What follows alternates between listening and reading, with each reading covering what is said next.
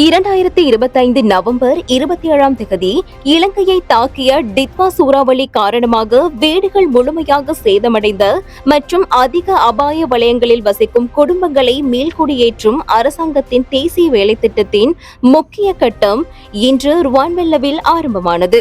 அரசாங்கத்தின் வீட்டுக் கொள்கையின் முதற்கட்டத்தின் கீழ் பாதிக்கப்பட்ட மக்கள் வீட்டுடன் கூடிய காணியை கொள்வனவு செய்வதற்கு தேவையான நிதி ஒதுக்கீடுகளை வழங்கும் நடவடிக்கை இங்கு இடம்பெற்றது. கேகாலை மாவட்டத்தின் ருவான்வெல்ல, டெஹியோவிட்ட மற்றும் எட்டியந்தோட்டை ஆகிய பிரதேச செயலக பிரிவுகளுக்குட்பட்ட மக்களுக்காக முதற்கட்டமாக இந்த நிவாரணங்கள் வழங்கப்பட்டுள்ளன. சுற்றுச்சூழல் அமைச்சர் கௌரவ தம்மிக்க பட்டபெந்தி அவர்களின் தலைமையில் ருவான்வெல்ல பிரதேச செயலகத்தில் இந்த நிதி காசோலைகள் வழங்கும் நிகழ்வு நடைபெற்றது. இதன்போது வீட்டு சேதங்களுக்கான இழப்பீடுகள் பின்வருமாறு வழங்கப்பட்டன. வீடு முழுமையாக சேதமடைந்திருந்த ஒரு குடும்பத்திற்கு 50 லட்சம் ரூபாய் பெறுமதியான காசோலை வழங்கப்பட்டது. பகுதி அளவிலான வீட்டு சேதம் ஏற்பட்ட 8 குடும்பங்கள் தெரிவு செய்யப்பட்டிருந்தன. அவர்களுக்கு வழங்கப்படும் 5 லட்சம் ரூபாய் இழப்பீட்டின் முதற்கட்டமாக ஒரு குடும்பத்திற்கு தலா 3 லட்சம் ரூபாய் வீதம் காசோலைகள் வழங்கப்பட்டன.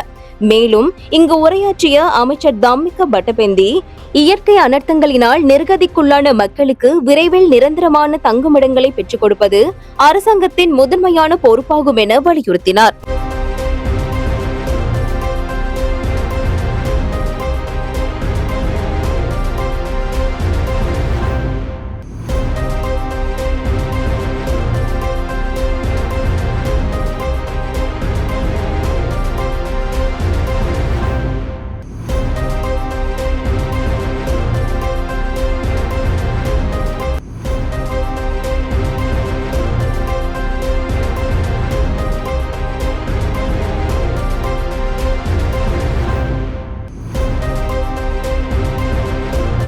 உறுதிப்படுத்தப்பட்ட உண்மை செய்திகளை உடனுக்குடன் தெரிந்து கொள்ள ஆயுள் மீடியாவை ஃபாலோ செய்யுங்கள்.